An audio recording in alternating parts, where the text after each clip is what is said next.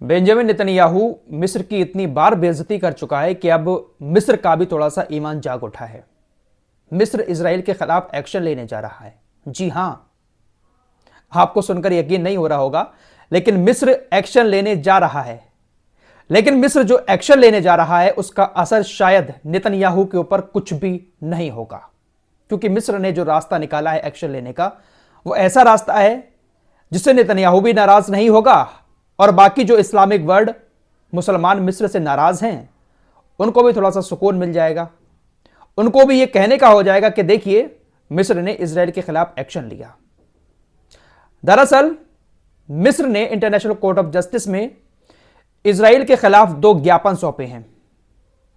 मिस्र international court of justice में Israel के सारे काले कारनामों को रखने वाला है। मिस्र ने जो ज्ञापन सौंपे हैं उसमें बताया गया है कि इजराइल ने जो इतने सालों से फिलिस्तीन के अंदर अवैध काम किए हैं, इलीगल काम किए हैं, उन सारी चीज़ों को हम मौखिक तौर पर इंटरनेशनल कोर्ट ऑफ जस्टिस में इजराइल के खिलाफ रखने वाले हैं। बाकायदा इस बात का ऐलान मिस्र की तरफ से कर दिया गया है। लेकिन क्या आपको लगता है कि इंटरनेशनल कोर्ट ऑफ जस्टिस में इजराइल के खिलाफ मिस्र का यह एक्शन नेतन्याहू के ऊपर कोई असर डाल सकता है? क्योंकि इतना बड़ा केस जब साउथ अफ्रीका ने किया, जो पूरी दुनिया ने लाइव देखा, इजराइल के सारे अपराध दुनिया के सामने आ गए, अदालत ने इजराइल को तुरंत कार्रवाई बंद करने का भी हुक्म दे दिया, लेकिन इसके बावजूद भी नेतन्याहू के कान पर जू तक नहीं रहेगी। तो क्या मिस्र का यह छोटा सा एक्शन इजराइल के ऊपर कोई फर्क डाल सकता है? मिस्र ने यह कदम उठाया, हम उसकी सराहना करते हैं, लेकिन दोस्तों यह कदम भी कहीं ना कहीं मिली भगत के चलते ही उठाया गया है, क्योंकि मिस्र के ऊपर बहुत सारी उंगलियां उठ रही हैं। मिस्र के मुसलमान, दुनिया भर के मुसलमान मिस्र को क्रिटिसाइज कर रहे हैं कि आप तो रफा के बॉर्डर पर हैं, उसके बाद भी आप कुछ नहीं कर पा रहे हैं। तो शायद ये दिखावे के तौर पर लोगों की आवाजों को चुप करने के लिए मिस्र की तरफ से छोटा सा एक बहुत आसान रास्ता इजराइल के खिलाफ अपनाया गया है। क्या कहना है इस मामले पर आप लोगों का? कमेंट बॉक्स में जरूर बताएं।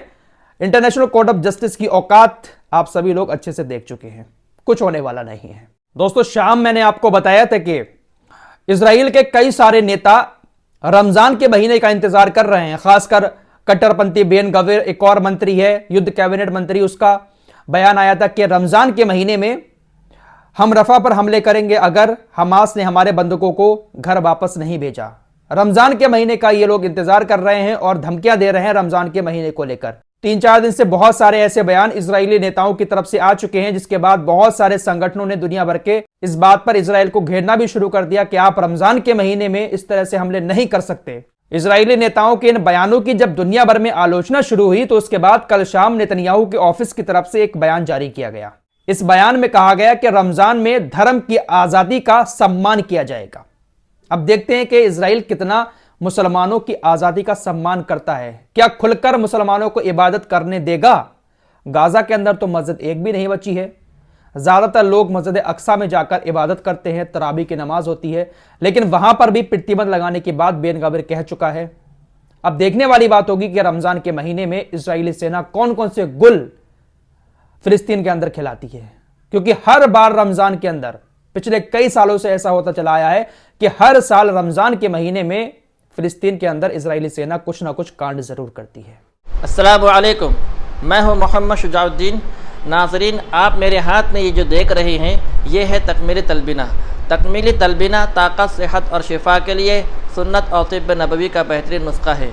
अगर आप अपने इलाके में तकमीली तलबीना का बिज़नेस करके गारंटी के साथ हर महीने 15 से 25 हज़ार रुपये तक कमाना चाहते हैं तो अभी इस नंबर पर कॉल करें 9890963757। मेरी अपनी कंपनी है Takmeeli food products private limited, Malegaon, India. खबर गाजा के अल नासिर हॉस्पिटल से आ रही है। अल नासिर हॉस्पिटल में पिछले 3-4 दिनों से इजरायली सेना ने लाइट की सप्लाई पूरी तरह से ठप कर दी है, जिसके चलते हुए बहुत सारे लोगों की मौत की खबर सामने आई है।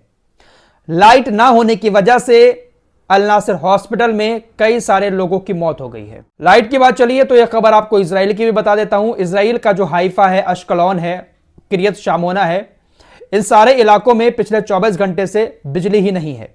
1,20,000 परिवार अंधेरे में रह रहे हैं। जो पावर प्लांट था वो काम नहीं कर रहा है। क्या हुआ है इस पावर प्लांट में अभी तक कुछ समझ नहीं आ रहा है।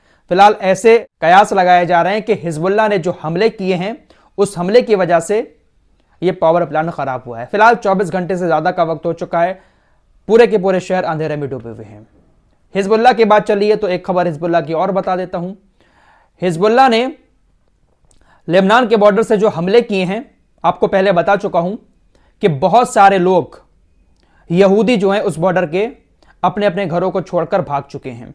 तकरीबन 2 लाख यहूदी उस बॉर्डर को छोड़कर दूसरी जगहों पर जाकर रह रहे हैं। इजरायली मीडिया की रिपोर्ट सामने आई है जिसमें कहा गया है कि किरियत शामोना के 3000 लोग ऐसे हैं जो वापस अपने घरों में नहीं आना चाहते हैं। और ये लोग वापस इसलिए नहीं आ रहे हैं क्योंकि इनका मानना ऐसा है कि हिजबुल्लाह अंदर अंदर सुरंगें बना रहा है। किरियत शामोना शहर के नीचे हिजबुल्लाह सुरंगें बना रहा है, इसलिए कभी भी यहां पर कुछ भी हो सकता है। हम अपने घरों पर वापस नहीं आएंगे, हम कहीं और रहने लगेंगे। तो क्या वाकई में हिजबुल्लाह अंदर अंदर सुरंगें बना रहा है और इजराइल को कुछ पता भी नहीं चल रहा है? इसी से जुड़ी यह खबर आपको और बता देता हूं। हिजबुल्लाह के हमलों के बाद जो लोग अपने घरों को छोड़कर भागे हैं, बहुत दिन पहले मैं आपको बता चुका हूं, कोई होटल में रह रहा है, कोई कहीं पर रह रहा है, कोई कहीं रह रहा है। तो जो लोग होटल के अंदर रुके हुए हैं, खासकर महिलाएं उसमें, उन लोगों के साथ होटल के लोग यौन उत्पीड़न कर रहे हैं। इजराइल के होटलों में लेबनान के बॉर्डर से भागकर आए नाबालिगों का यौन उत्पीड़न किया जा रहा है। बाकायदा ये रिपोर्ट इजरायली मीडिया की तरफ से दिखाई गई है। और ये लोग लगाते हैं हमास के ऊपर आरोप कि हमास ने हमारी महिलाओं के साथ ऐसा किया वैसा किया। आज तक एक भी महिला सामने नहीं आई जिसने ये कहा हो कि हमास ने 7 अक्टूबर को हमारे साथ बलात्कार किया था। पुलिस ढूंढ ढूंढ कर थक गई, एक भी एविडेंस ऐसा नहीं मिला है अभी तक 7 अक्टूबर का। दोस्तों, बड़ी खबर सीरिया से आ रही है।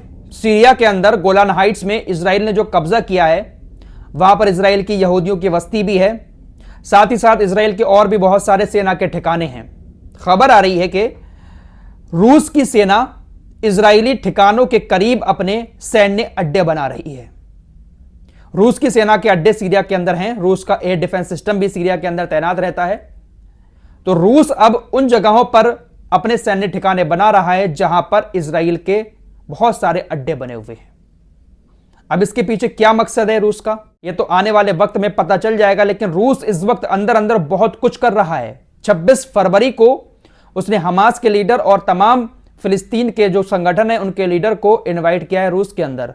क्या बातचीत होगी ये तो 26 फरवरी के बाद ही पता चलेगा। लेकिन रूस काफी ताकत के साथ दुनिया के सामने आ रहा है।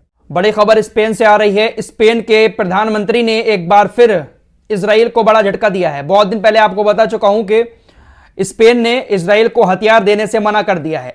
अब खबर आ रही है कि इजराइल की जो भी कंपनियां स्पेन के अंदर चल रही थी, उन सारी कंपनियों के लाइसेंस स्पेन ने रद्द कर दिए हैं। स्पेन अब इजराइल के साथ नहीं है। स्पेन बहुत टाइम से इजराइल को बहुत सारे बड़े बड़े हथियार भेजता था, लेकिन अब स्पेन ने कहा है कि हमारे हथियारों का इस्तेमाल इजराइल गाजा में बच्चों को, महिलाओं को मारने के लिए कर रहा है, लिहाजा हम इस पर तुरंत प्रतिबंध लगाते हैं। फिलहाल इस रिपोर्ट में इतना ही। खबरें लगातार आ रही हैं, चैनल को सब्सक्राइब करके आप लोग हमारे साथ जुड़ सकते हैं। मिलते हैं एक और नए वीडियो के साथ, तब तक के लिए अपना ख्याल रखिए। अल्लाह हाफिज।